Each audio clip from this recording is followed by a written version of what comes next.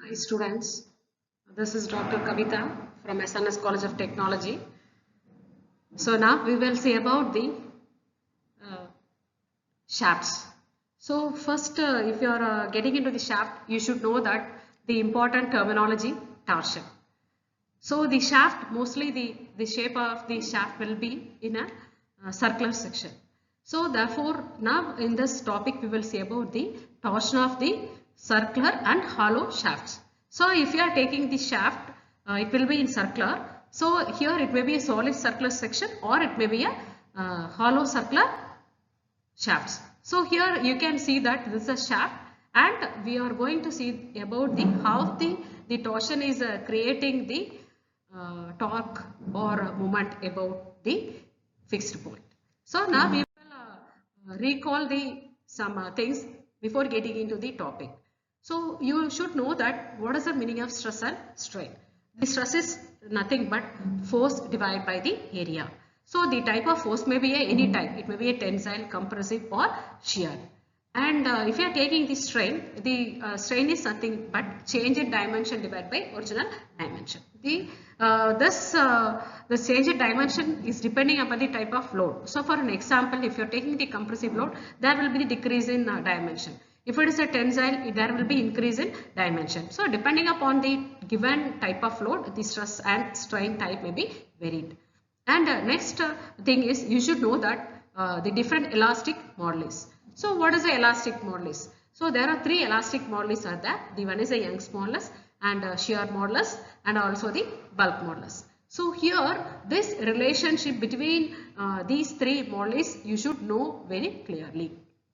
And next one is the shear stress distribution. So whenever any tangential load is acting on that object or material, there will be shear stress will be created. So how the stress distribution is happening in the different sections. And next one is the geometrical properties of the section. So here mostly in civil engineering we are using very frequently used sections or circular, rectangular and also the square.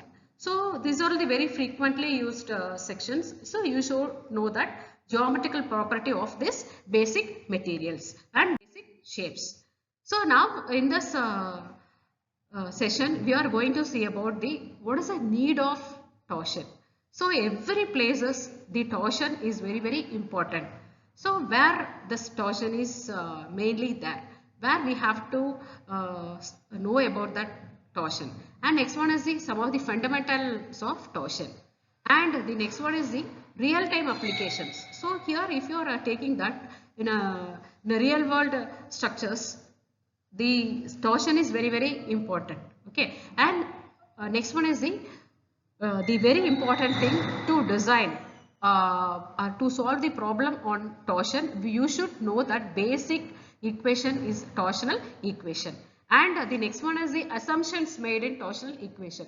So if you are deriving anything in engineering field, you should assume some of the things. Okay, so you can't take any material and you can't take the all type of material for this deriving this torsional equation. So we have to take some specific material and we have to assume some few things for deriving the equation. And next one is the we will see the topics one by one.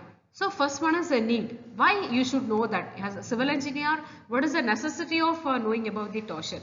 So here if you are taking the civil engineering equipments, the shafts are in so many places we are using the shafts. So here to design the shafts, you should know about the torsion. And similarly we are using the solid shafts and also the hollow shafts also. Okay, and next one is to design structural members under torsion. So for an example, if you are taking the bridges or if you are taking the any arch bridges, so there will be the chances of the action of the torsion. And next one is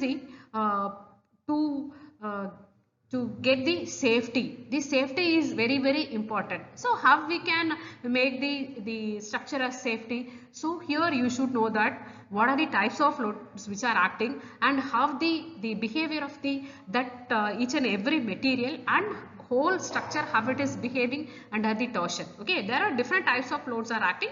Among that load, the torsion is also, there's a twisting moment. Okay, so you should know that. And the next one is the, if you are taking the designing the bridges, any tall structures, pavements, foundation, in so many places, the concept of torsion is very important. So here, first you should note that what is the meaning of torsion. So if you are taking any if you are taking any circular rod, okay. So if you are applying equal and opposite couple moment, okay. So that is a moment, that is a torque. It will be subjected to the twisting. Okay, so here the longitudinal, along the longitudinal axis, that or beam or shaft will be subjected to the torsion. Okay, so where the examples, if you are taking the shafts, so here in shafts the power will be transmitted from one place to the another place. In that place, that material will be subjected to the torsion. And next one is the beams. So here there are different types of sections are there. So among that I section we are using in so many places. So here nowadays we are using the steel structures everywhere. So if you are taking the steel structure, the I section, there are different shapes are there. I sections, rectangular, circular, so many things are there. So among that different shapes, the I section is very, very important. Okay. So here the I section we are using in so many places. That is bridges. Okay, and also in tall buildings and also any steel structures. So in that places, I beams are very, very important. And next one is if you are taking the cantilever beam, in that places also it will be subjected to the torsion. And the curved beams. So that is a ring beam. So for elevation purpose, we are using the circular beams in so many places, and also the arches in the bridges. So in that places, the concept of torsion is very, very important. And last one is the springs. So here the springs are used as a shock absorbers in the earthquake resistant structures. The places where the vibration is more, we are using the springs. So in that places the torsion is very, very important. Okay, and here you can see some of the pictures. So what I have explained earlier. So this is a bridge, and here this is a arch bridge. So you can see that. Here this place will be, here if you are taking this place will be subjected to the torsion. And if you, this is the building before the torsion, once the torsion is there will be the twisting moment will be there. And next one is the, you can see this arch bridge. So this is types of buildings are subjected to the eccentric moving loads. And next one is if you are taking the windmills. So here so many offshore structures we are mostly for a seashore structure we are using the pile foundation. So whenever we are getting into the offshore structure also we are using the pile foundation. So for an example, in windmills we are using the pile foundation. So the windmills, so here whenever we are constructing the windmills, the piles will be subject to the torsional stresses. So there will be the rotation of the blades in the windmills will be there, and also there will be the blowing of winds will be in one direction. In that places, that the foundation or the pile foundation is subjected to the torsional effect. So now if you are getting into the torsional equation, as I already told that before deriving any equation you should have some assumptions. So if for an example, if you are taking this, so this is a mild steel rod I have taken for explaining this. So this is the mild steel rod which is subjected to there is a shaft, that is a mild steel shaft, it is subject to the torsion. So here the first one is the material should be the homogeneous. So the meaning is if you are taking any material, that property of the material, that is physical property of the material should be same to its overall given section. And next one is it obeys the Hooke's law. So what is the Hooke's law? The stress is directly proportional to the strain. Okay. So whenever this is not, the proportionality is not maintained, you can't derive the torsional equation for that material. Okay. And next one is the material should have, so the shear stress should be proportional to the shear strain. So here, what is the shear stress? When any element is subjected to the tangential force, or it may be subject to the torsion, there will be the shear stress will be created, and also the shear strain will be also created. So here for proving this, the shear stress should be directly proportional to the shear strain.